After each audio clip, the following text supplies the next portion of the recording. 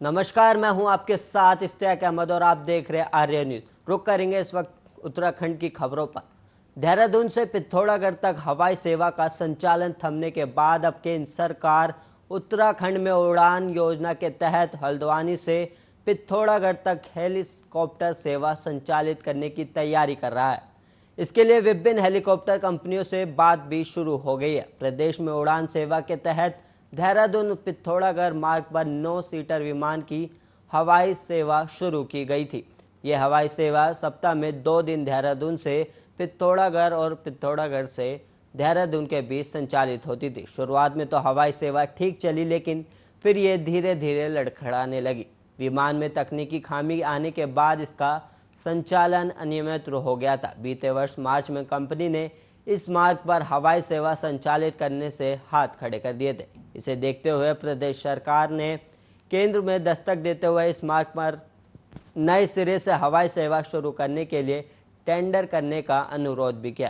केंद्र ने इसके लिए टेंडर प्रक्रिया शुरू कर दिया, लेकिन अभी कंपनियां इसमें रुचि नहीं दिखा रही। इस बीच स्थानीय निवासियों को राहत देने के लिए केंद्र ने हल्द्वानी से पिथौरागढ़ हेलीकॉप्टर सेवा शुरू करने का निर्णय लिया है। इसके लिए जो मार्ग प्रस्तावित किया गया है उसके अनुसार यह हेली सेवा हल्द्वानी, पंतनगर, अल्मोड़ा, पिथौरागढ़ के बीच संचालित होगी। जल्दी इसका किराया भी तय कर दिया जाएगा। इसके लिए प्रदेश में उड़ान योजना के तहत हेलीकॉप्टर सेवा संचालित कर रही कंपनियों से ही वार्ता भी की जा रही है। इसके साथ ही पिथौरागढ़ मार्ग पर 25 सीटर हवाई जहाज चलाने की संभावनाएं तलाशने के लिए नागरिक उद्यान मंत्रालय से एक टीम भी सर्वे के लिए भेजी जा रही है, ताकि हवाई पट्टी के विस्तार में आ रही अड़चनों का अध्ययन कर इन्हें दूर करने की दिशा में कदम उठाया जा सके।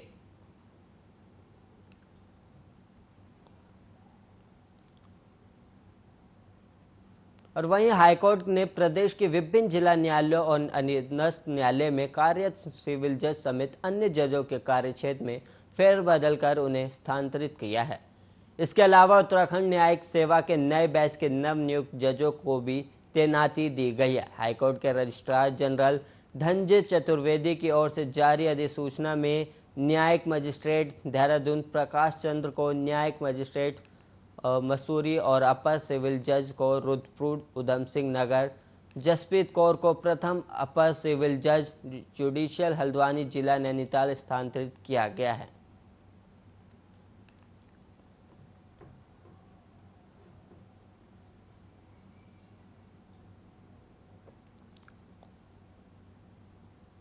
और वहीं मुख्यमंत्री पुष्कर सिंह धामी ने केदारनाथ धाम के पुनर्निर्माण कार्यों और बद्रीनाथ धाम के मास्टर प्लान की समीक्षा की है। केदारनाथ पुनर्निर्माण के तहत दूसरे चरण के कार्यों के लिए 170 करोड़ की राशि पर्यटन विभाग के पास उपलब्ध है।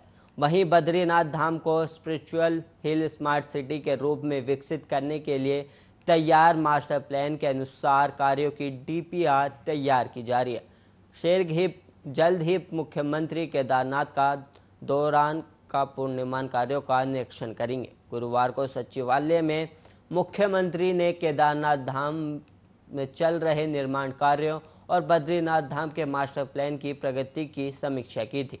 मुख्यमंत्री ने कहा कि वह जल्द ही केदारनाथ का दौरा कर निर्माण कार्यों का स्थलीय निरीक्षण करेंगे।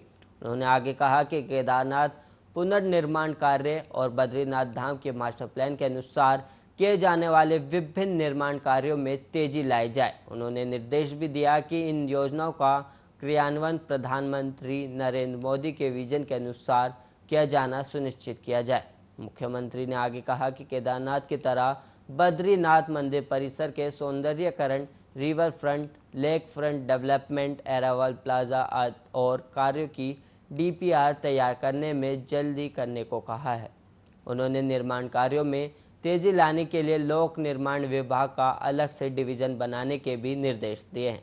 और वहीं सचिव पर्यटन दिलीप जावलकर ने अवगत कराया कि केदारनाथ पुनर्निर्माण के लिए 170 करोड़ की धनराशि अभी उपलब्ध है, जिसके कमांड और control room, Q management system, shelter निर्माण, हॉस्पिटल बिल्डिंग, संगम घाट पुनर्निर्माण, शंकराचार्य समाधि का कार्य प्रगति पर है।